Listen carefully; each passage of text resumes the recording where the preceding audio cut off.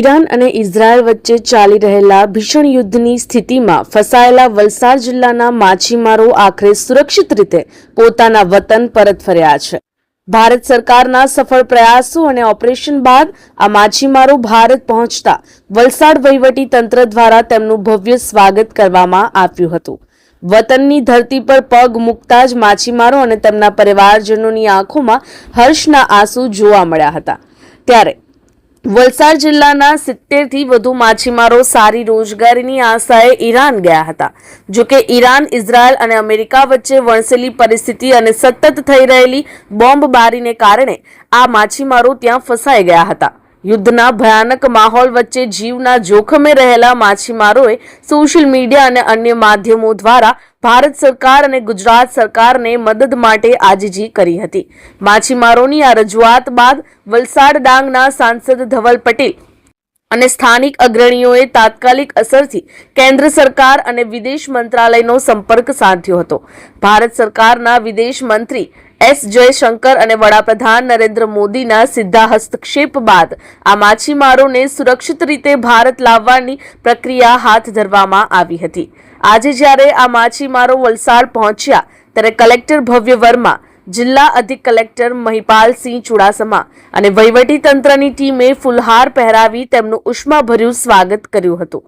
ફસાયેલા માછીમારો જ્યારે વલસાડ આવ્યા ત્યારે એમણે જણાવ્યું હતું કે અમે ઈરાનમાં ખૂબ જ ખરાબ પરિસ્થિતિમાં ફસાયા હતા। ત્યાં સતત બોમ્બબારી થતી હતી અને ફાઇટર જેટ્સ અમારા માથા પરથી ઉડતા હતા। 19 કિલોમીટર દૂર ધડાકો થાય તો પણ અમને સંભળાતું અને અમે ડરી જતા હતા। એક સાથે 7 થી 8 બોમ્બ પડતા ત્યારે અમને લાગતું કે હવે અમે બચશું નહીં, પણ ભારત સરકાર અને એમ્બેસીએ અમને પૂરો સાથ આપ્યો। આર્મેનિયા થઈને અમને સુરક્ષિત રીતે લાવવામાં આવ્યા છે। અમે વડાપ્રધાન મોદી સાહેબ, સાંસદ ધવલભાઈ અને ભારત સરકારના ખૂબ જ આભારી છીએ। 28 તારીખે ઈરાનથી ઘરે આવવા માટે નીકળેલા ચાલુ થઈ ગયું, લડાઈ થઈ ગઈ એટલે હવે અમને એમ્બેસી માંથી નંબર મળ્યો એટલે અમે એમ્બેસીમાં ફોન કર્યો કે અમે એ રસ્તે જવાય એવું છે, તમારાથી અર્મેનિયા જવાય એવું છે। હાલત બહુ અમારી ખરાબ હતી। અમે એમ્બેસીને કોન્ટેક્ટ કર્યો। પહેલા તો આપણા અહીંયા વલસાડમાં આપણા ધવલભાઈ સાંસદને કોન્ટેક્ટ કર્યો એટલે આગળની પ્રોસેસ માટે અમે એમને ફોન કર્યો। અમે ગત 28 તારીખે અર્મેનિયા જવા માટે નીકળેલા। ત્યાંથી પછી અમને ખબર પડી કે ભારત સરકાર બધી સુવિધા આપે છે। અમને જે અર્મેનિયા જવા માટે જે બસનો ખર્ચો, ત્યાં હોટલમાં રહેવાનું, ખાવાનું, પીવાનું બધું આપણે કેન્દ્ર સરકાર અને આપણી રાજ્ય સરકાર દ્વારા બધું અમને રાહત મળી। એ બદલ એમનો આભાર। મુખ્યમંત્રી છે આપણા ભૂપેન્દ્રભાઈ પટેલ, પ્રધાનમંત્રી નરેન્દ્રભાઈ મોદીજી, પછી આપણા ધવલભાઈ પટેલ, અમને સ્વાગત કરવા માટે આવેલા વાણિજ્ય મંત્રી આપણા હર્ષભાઈ ગોવિંદભાઈ, એને અમારું સ્વાગત કર્યું હતા ચેન્નાઈમાં। અમે ત્યાંથી પછી ઈરાન અર્મેનિયાની બોર્ડર વટાવી જે કંઈ બસ અને જે કંઈ હોટલનું હતું એ બધું આપણી સરકારે ખર્ચો ઉઠાવ્યો, એ બદલ સરકારનો અમારો આભાર। અને અમને હેમખેમ ઘરે લાવ્યા એ બદલ અમારો ખૂબ ખૂબ બધા અમારા માછીભાઈઓ તેમજ અમારા માછીભાઈઓના પરિવાર તરફથી સૌને અમારા અહીંયા અમારું સ્વાગત કર્યું એ બદલ અમારા માછી સમાજના સભ્યો બધા અહીં ભેગા મળેલા, અહીંયા વલસાડના આપણા બધા સભ્યો, મંત્રીઓ બધાને અમારો ખૂબ ખૂબ આભાર। અને અર્મેનિયાથી અમને અહીંયા ચેન્નાઈ ઉતાર્યા। ચેન્નાઈથી જે અમે અહીંયા વલસાડ પહોંચવા માટે જે બસ થતી હોય, જે વચ્ચે રસ્તે ખર્ચો થતો એ પણ આપણી સરકારે આપ્યો, એ બદલ અમારે ખૂબ ખૂબ આભાર સરકારને। કેટલા લોકો હતા? અમે એમ તો ટોટલ તો 320 આવેલા ત્યાંથી। અમે 72 ગુજરાતીઓ હતા। 72 ગુજરાતીઓ માટે 2 બસ સરકારે કરી આપેલી અમને। એ બસ દ્વારા અમે અહીંયા વલસાડ આજે પહોંચ્યા છે। અહીંયા પણ અમારું સારું એવું સ્વાગત કર્યું બધા આપણા માછી સમાજના સભ્યો, અહીંયા જિલ્લા પંચાયતના બધા સભ્યો સર, એ બધા અમે બધા માછીમાર તેમજ માછીમારના પરિવાર તરફથી સૌને ખૂબ ખૂબ આભાર। મારું નામ છે રાજેશ પટેલ, વલસાડ ઉંટડી। અમે ઈરાનમાં માછીમારી તરીકે ધંધો કરવા માટે જતા રહેતા છે અહીંથી, ઇન્ડિયાથી। તો 28 ફેબ્રુઆરીના દિવસે અચાનક બોમ્બ ધડાકા થયા। અમારે દરિયામાં કામ કરતો જીપીએસ, કંપાસ બધું કમ્પ્યુટર બંધ થયા ને પછી અમે કિનારે આવીને બેઠા તો પછી ખબર પડી કે ઈરાનમાં લડાઈ ચાલુ થઈ ગઈ છે। ઇઝરાયલ, અમેરિકા, બેરિંગ, કુવેત બધી જગ્યાથી ઈરાન ઉપર બોમ્બની વરસાદ વરસતી હતી। અમે ગભરાઈને 1 મહિના ઘરે રૂમમાં બેઠા।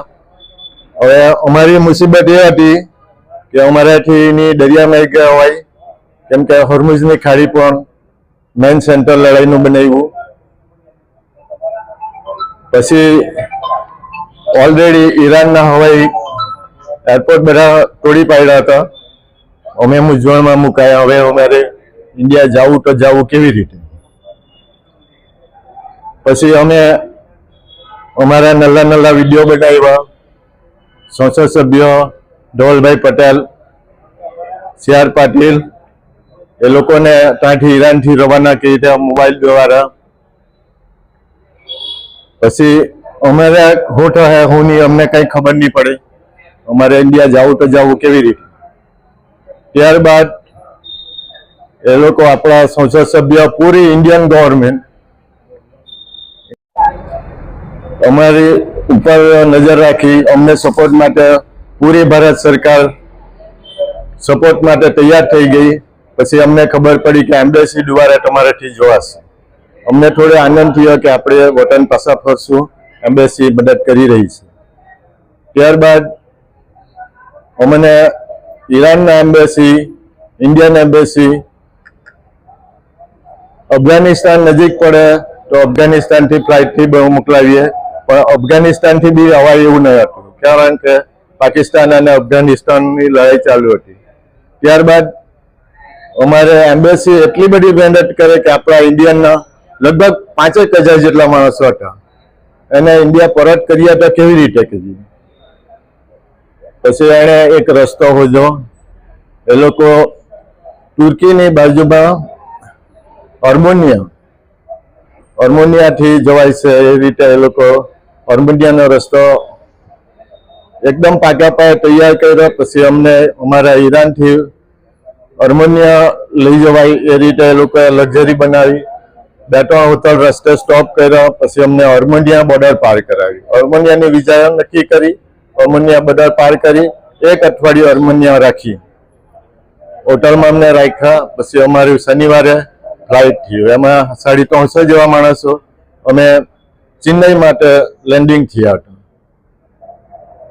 ચેન્નઈમાં રેલ મંત્રી પિયુષભાઈ એ બધા અમારું સ્વાગત કર્યું. પૂરા ચેન્નઈ મંત્રીઓ લોકોએ બી ગુજરાતના સભ્યોને બી સ્વાગત કર્યું અને એને 2 બસ લક્ઝરી બસ રોકી ચેન્નઈથી વલસાડ માટે રવાના કરી હતી. હા, ઈરાનમાં તો તકલીફ તો એમાં એમ્બેસી અમને 3 ટાઈમ જમવાના આપે. તકલીફ તો કોઈ નહીં પડી. ગવર્મેન્ટ એટલી બધી અમારા માટે એટલી બધી મહેરબાની કરી કે અમને 2 કદમ ચાલવા બી નહીં પડી. એક હોટલમાંથી બીજી હોટલમાં શિફ્ટ થાય તો લક્ઝરી તૈયાર. અને હોટલમાં બી એવી સુવિધા હતી કે એક રૂમમાં શિફ્ટ 3 માણસ 3 બેડ અને 3 ટાઈમ જમવાનું.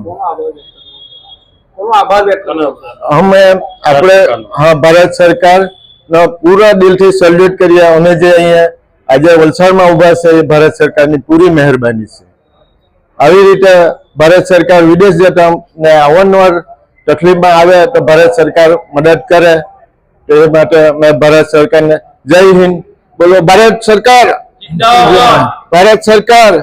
અમારી લાઈવ ન્યૂઝ 24 ચેનલને સબસ્ક્રાઇબ કરો,